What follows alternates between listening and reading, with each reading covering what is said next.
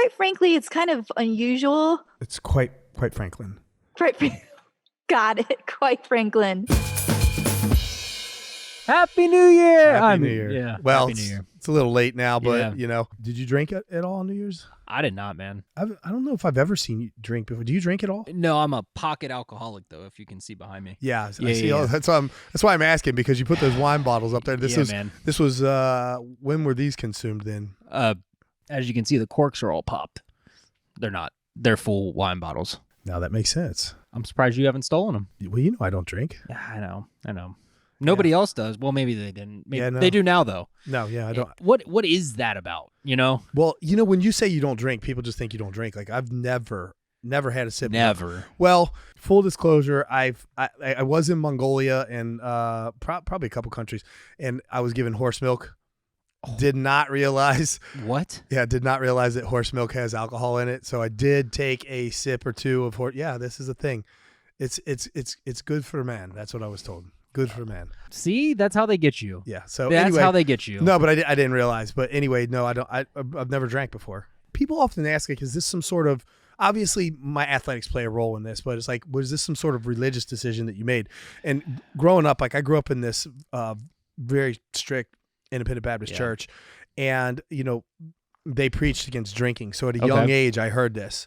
But that's, although I'm sure that's kind of like some sort of seed that's been planted, or at least planted the seed that drinking wasn't good for me. Right. Like, what ended up happening to me at a young age is that I saw a lot of substance abuse in my family, like a lot of addiction and things of that nature. And that happened about the time that somebody would typically, like a teenager would start experimenting with alcohol. And when I started seeing this, it was a big deterrent for me to stay away from it at that young age. Like, I saw just the unproductivity Right. that this led to, like drinking led to. So it really steered me clear all the way up into, like, when I was in high school. You start going to high school parties and things of that nature. You're getting the peer pressure to drink, which really didn't happen often with me. Yeah. But I mean, I can remember specifically a time when I was at a high school party when somebody was like, no, come on, have a beer. And one of my other friends was like, bro, like, Rich has never drank before. Let him be. Yeah. That's pretty cool. And so by the time I got into college, like, I was just the best friend you could have because I was your designated driver if we went out. I love that about you. Yeah. If I ever need picked up, you're there. Yeah, exactly. Which clearly all your unpopped bottles of wine up there. But well, I mean, now I know if I need a bottle of wine, where to come get one for, you know, if I ever have company over. I probably would not even notice that it disappeared. You know? Or no, it wouldn't disappear. They would be emptied, and then the bottle would be brought back down here. Well, you mentioned that, like, or I said that's how they get you, right? Yeah. And you know, by that I just mean like the party crowd, right? Because I had a similar experience going through high school and college and all that. And, you know, family members or people around me that are like, you know, you don't need alcohol to have fun, but it sure helps, right? Like, and it's that whole, like, back and forth banter. I don't know. Like, I'm going to disagree completely with those people, and here's the reason why. I like jumping out of planes. Mix alcohol with that.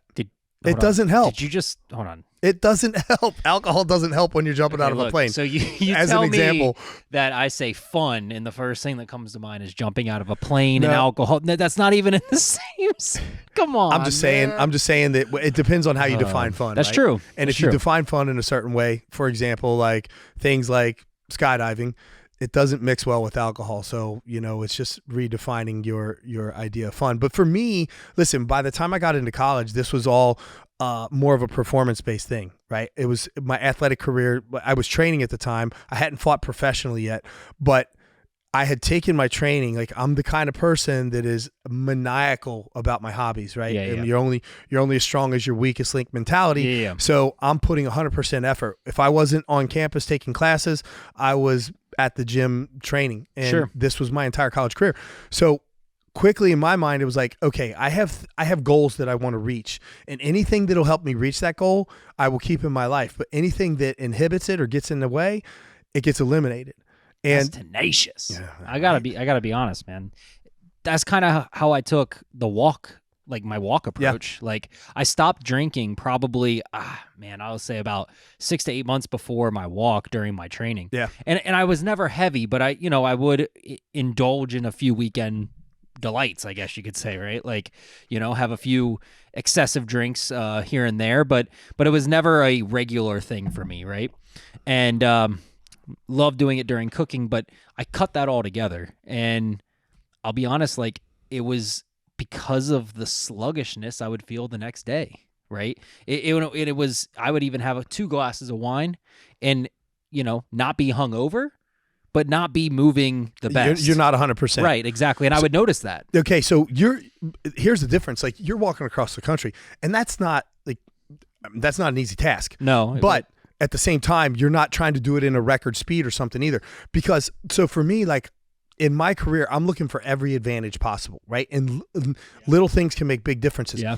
So for example, one of the talks I've done, I used the example of, I don't know, look this up. It's either the 2012 or the 2014. It's I'm pretty sure it's men's 500 meter speed skating event in the Olympics. And I use this, and like the difference between first and second was, I got it right here. Okay, it's like it's 100th of a second between first and second place. Yeah, so it looks like we're at the Sochi, I think it was Sochi Winter Olympics, the 500 meter. Russia. Yeah, over in Russia. And the Netherlands placed the top 3 medals. Their skaters went 69.31, exactly, 69.32. There you go. And then 69.46, and that was the brother of the leader. Yeah, cool. Exactly. So 69.31, 69.32 is the time for these. And so the second place person was only off by 1/100th of a second, which is insane. Exactly. Right. And so when you're talking about performing at high levels, and this isn't just sport, I always use sport as examples, but when you're talking about performing at high levels, like you can give 100% of yourself to any endeavor that you have in life, whether it's a corporate job or it's an athletic endeavor or you're volunteering for some sort of charity, whatever it may be.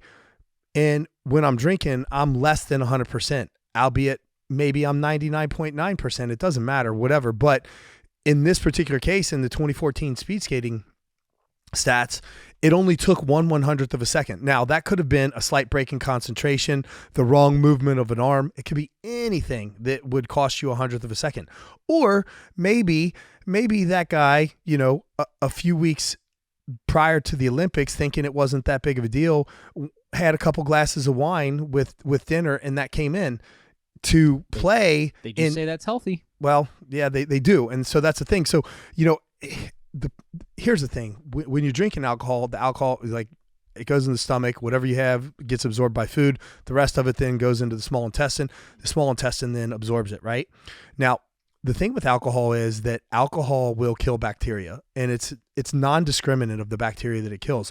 So once it hits the gut biome, it's killing both the good and the bad bacteria. Like it's just kills everything. And I had Dr. Julia Ruckledge, who was one of the co-authors of A Better Brain, on my podcast some time ago.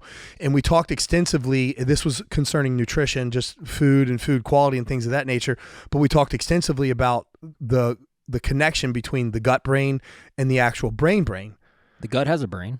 I mean, it's full of microbes, right? And all these things they're living organisms. Yeah. So, they are in essence some sort of, there's a brain there, so to speak. And so that your gut biome acts obviously for the benefit of your health. Yeah. But there's this connection to the actual brain itself. So if you go out, and I'll tell you, I listened to a podcast, Andrew Huberman has a great podcast on this. Like he'll get deep in the weeds of the science of the amount of drinking that it takes. Like it doesn't take as much drinking as you would think, like just a couple drinks, if you're just this casual drinker, a couple drinks or a few drinks a week type of thing, it can really offset things. So in a case like this, where you think like, oh, I'm going to just, have a couple glasses of wine with dinner when you're training for the Olympics, maybe one night, I would, if it was me and I was standing on that podium in the silver spot, I'm like, man, did the glasses of wine make a difference? What did I lose my what was it? What was it? Right. But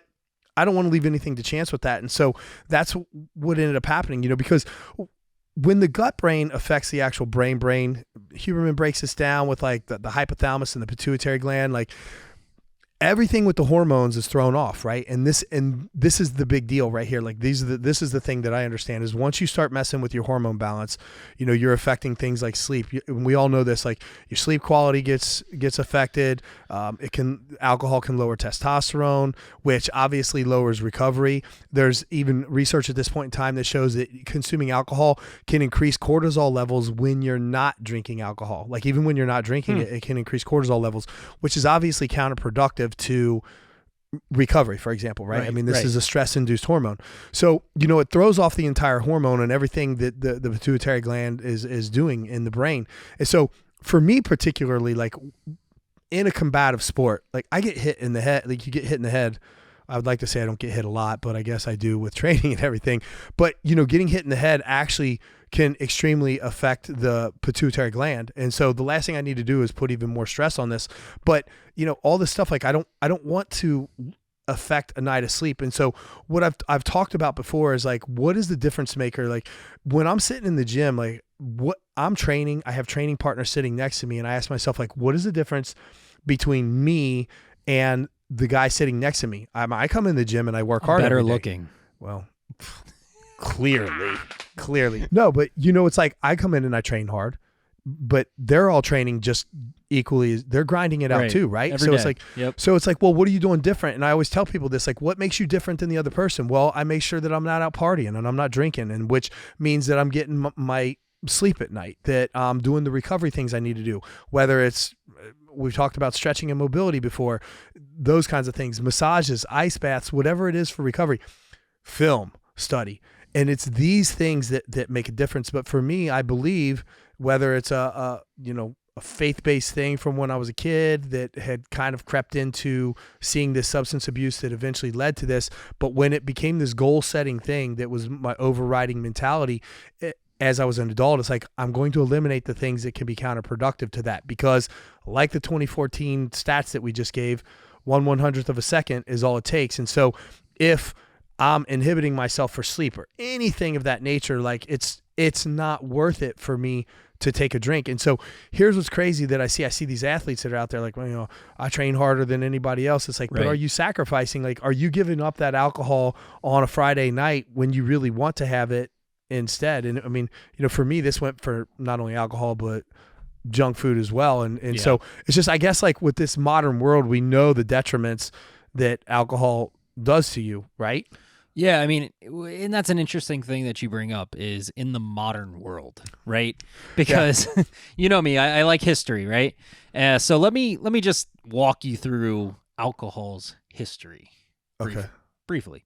All right, so we're gonna do the whole history of alcohol briefly? No, I'm not that good, but I am as good as just telling you about where it started, which was ancient China. Okay. And that starts with rice wine, and we're probably around like 7,000 BC. What that's going to lead us to is just them. There's not a lot of text on this, but it generally was used to like revitalize your blood. Okay, so you're talking about the medicinal uses of alcohol. Yeah, for sure. Okay. And so then if we forward a little bit more to around 3,400 BC, we're in Egypt now, though. Okay. That was your first like breweries and stuff. And this started to take a hold on civilization at this point because they considered this to be a necessity of life. All right. So much so that they allowed a god to be named after alcohol or to be the god of alcohol, right? Like Osiris became the god of life and death and alcohol, right? Wine specifically. The interesting thing is that this, though, was used again for rejuvenation. Okay, so I don't know what the full rejuvenation's going on here, but I'm assuming similar, like that they knew something that we didn't know about the rejuvenation of the body, or at least they perceived to be. Right. Yeah. And now if we go between 300 and 500 BC, we're going to go to ancient Greece. And that's where we have a little bit more of an understanding that wine was used to do many things in religion. Like leave your mind and all this other stuff, but also used for bad breath, which I don't really like smelling alcohol on people's breath, but hey, whatever.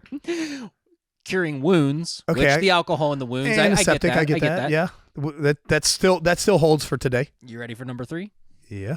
Cancer. Well, hold on. What were the years again? So that would be This is between Greece? 300 and 500 BC. They knew what cancer was in 300, 500 BC? Man, I ain't gonna lie. People know more than what people know. Yeah, but hold on, no. Like, there's no way of diagnosing cancer in 300 to 500 BC. So, well, I'm not going. Okay, so here. No. So I see where you're going with this, but I'm gonna say, when you looked at my legs, I had a bump, and you could feel that there was something on my ankle. So you may not have been able to diagnose it. Well, no, I really, I mean, it wasn't an abscess, okay? So you could feel that there is a mass. So my thing is like, maybe to our brain, no way they could diagnose this back then, right? But I think, like, pending how big it got, I think you could. Well, I mean, whatever it was, I'm assuming they didn't have the word for cancer at that.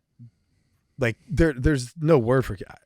I don't know, man. Okay, this brings up another study topic that we're going to have to get into. When did cancer start? Yeah, that's a good one. I would say this. Like, I don't have the readily available research on alcohol and its effects on cancer now, but surely you, having history with cancer for that matter, would know at least something about it. I got a little bit. Obviously, when you're diagnosed, they talk about limiting your drinking, right? Yeah. Because that has to do with a lot of healing and stuff, like, as you already talked about. They talked to you about that when you were 13, of course. They really did, because we talked about high school parties and stuff, right? Standard protocol. Yeah. And I was 14 coming down with it, so therefore just about to turn 15, and yeah, that was a conversation that was had, because they didn't want me out there causing more harm to my body that chemotherapy, maybe not cancer specifically, was going to do at the time, but chemotherapy was, right? Yeah. That mixed with alcohol wasn't going to be good. So it's not something that's commonly, or that is advocated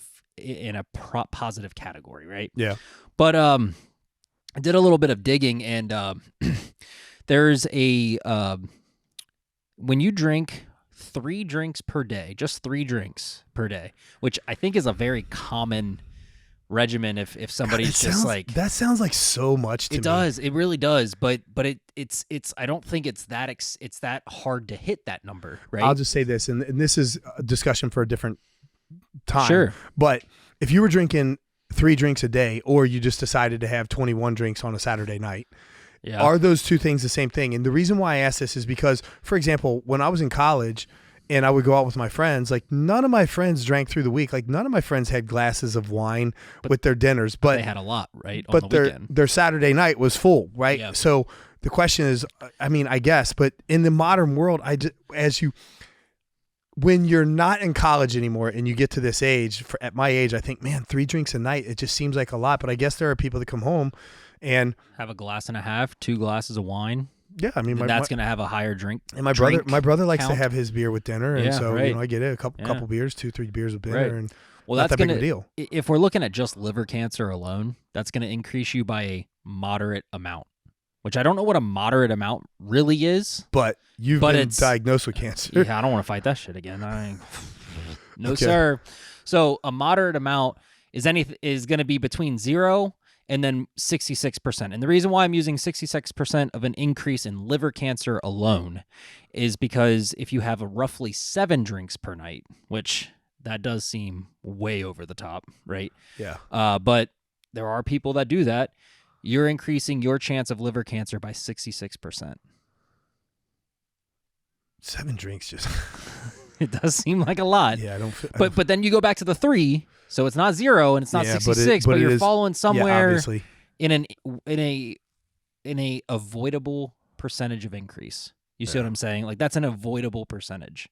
I don't know how long alcohol, and this would be a good topic too, or a good thought, is how long does alcohol last in your body?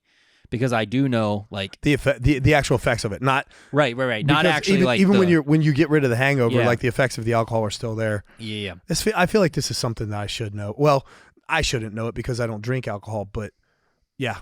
Yeah, man. And, and it's a very slippery slope, right? Because, like you said, if that alcohol, the effects of it last long, well, if you do flood your body on that one day or 2 days, Friday, Saturday night, Yeah. in theory, that's the whole week, right? Well, look, when you talk about a moderate increase with just 3 drinks a day, for example, we don't know what a moderate increase is, but we talked about just the difference between first and second place of being 1/100th, right? And now we're talking about an elite level or whatever, but it's just these little things, they can make little differences.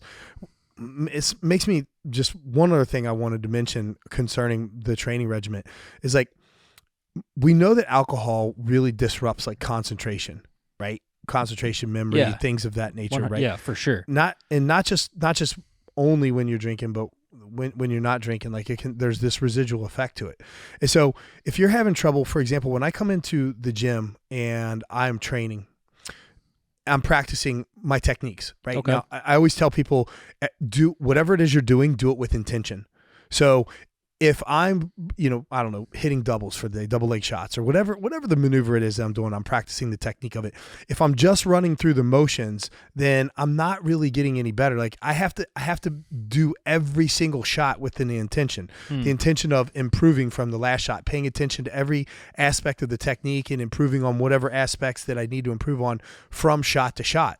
When I'm working with a coach and I throw a jab and they're like, elbow in, all right, I got to keep my elbow tucked. They still tell you that? Oh God, yes. It's amazing how the little micro details that get fixed on a daily basis. But it's these little micro details, and you have to have the ability to concentrate. And I've talked about the physicality of this before, and I'm probably getting into a whole different topic, but your ability to concentrate on these things and do them with intention, particularly over an extended period of time. Now, whether this is at your job, and your job is in the office, I don't know if you're doing like data input on something, like your ability to concentrate, or whether you're training for a fight, like your ability to concentrate on the techniques and repeat and repeat and repeat and repeat, because that's what makes you better. It's like, I don't want to disrupt that, the ability to do that. So going back to that example, 2014 Olympics, we got all these guys, 3 winners, gold, silver, bronze from the Netherlands. And the difference between first and second place is 100th of a second. It's like, and I gave the example of him just going out and drinking one night, but maybe he had a few drinks that night, not thinking it was a big deal. He's 5 weeks out of the Olympics, and he comes in, and for the next 2 days, his concentration is messed up, and he can't focus on the techniques the way that he needed to. Well, this is what happens between him and his teammate, who Mulder, the older, I don't know, whichever of the 2 brothers, who won the gold. That's the difference between the 2 of them, because maybe he didn't do that. And it was like, that's all it took, is those 2 days break of concentration that gave his teammate the edge. Right. Well, and you talk concentration, but I'll say, so I told you about how I really cut drinking off. Right. Right. And then I went through my walk. I didn't have a sip through that. And that was a very long time. And then, I like wine. And so I decided to start I allow myself to casual drink and whatever. I'm not training for anything right now. So I realized though, so you talk mental concentration, every time I have just one drink of wine, it's like a conscious decision, because I know I'm going to be wheezing later. Breathing. Yeah. Wow. And okay, so then I had a drink of beer. Hold on, is this just a you thing, or is this from a residual thing from your cancer? Or I don't know, because it never did it before. So I tried beer, same thing. Tried a glass of I had a gin and tonic, just to see what is that going to do? Yeah. Same thing. So I'm not sure, and that's all different types of alcohol, different types of processing, different types of way that it's made. But you talk being mentally in your training and with it. What about the fact that I can't breathe, and now just because I wanted to have that drink, I'm not going to be with training at all, because, well, you need oxygen to do anything, right? Well, I'll say this on a final note on this topic. One reason why I chose, I guess another reason why I chose not to drink in my career as my career progressed. Although at that point in time, by the time I started fighting professionally, I had been through enough years of life, 27 years of life. Sure. I'm now in my career, which I'm still goal oriented. And even through until I retired, I mean, I guess now that I'm retired, I could be like, well, what does it matter? I could relax. But I still have that mentality of no, I'm going to make myself better today than I was yesterday. This constant self-improvement. Right. But even during my career, there was a part of me that was I always wanted to be a good role model for people as well. And, even though I don't believe that there's nothing wrong with drinking, from a a morality standpoint. Yeah. I don't see a problem with it going back to, often people think like, well, you're not drinking because of your faith, like some sort of religious roots. Jesus turned water to wine, man. Yeah, well, I mean, we can get into whether or not that was fermented, and that's neither here nor there. But listen, you're talking about Jesus. You could take a number of scriptures from the Bible. Like I'll choose one right here. I got one like Ephesians 5:18 says, "And be not drunk with wine, wherein in excess, but be ye filled with the Spirit." So a lot of the verses in the Bible talk about being drunk and, drinking in excess. There is a problem with that. And you can look at the data on it. Like, sure. Obviously, the difference between 3 drinks a day to 7 drinks a day makes a big difference. And so when you're drinking in excess or being drunk, there is the issue. Now, so for me, from a morality standpoint, I didn't have any problem with drinking as far as my faith is concerned. Yeah. If I decided tomorrow that I wanted to bust open one of your bottles of wine and have a glass of it, then so be it. I wouldn't tell you. I would just make sure that it was gone before you saw. But with that being said, there are other verses in the Bible that talk about being a stumbling block for somebody else. Okay. And so for me, even though I have the liberty to drink if I want to, or believe that I do based on my faith, yeah, I wouldn't want to drink because there are people out there that are watching me. And I know that, for example, on the science side of things, we've talked about how drinking alcohol is nothing but, counterproductive to a goal that you are trying to achieve. Right. But I want to portray this to other people, and I don't want to be a stumbling block for them, whether it's in their faith. Maybe there's another Christian out there that's like, oh, well, Rich Franklin drinks, so I can go ahead and drink as well. Or whether there's another athlete that sees somebody like me and I'm in my locker room, like celebrating with beer and alcohol, and they think like, oh, well, that's okay because now I'm being a stumbling block to their progress. Right. And it's like, it's about being a good example or a role model for, people that would look up to me in that position as well. So I don't know, there's my non-scientific philosophical reasons for not drinking either. Nice. Well, Rich, I'll always look up to you.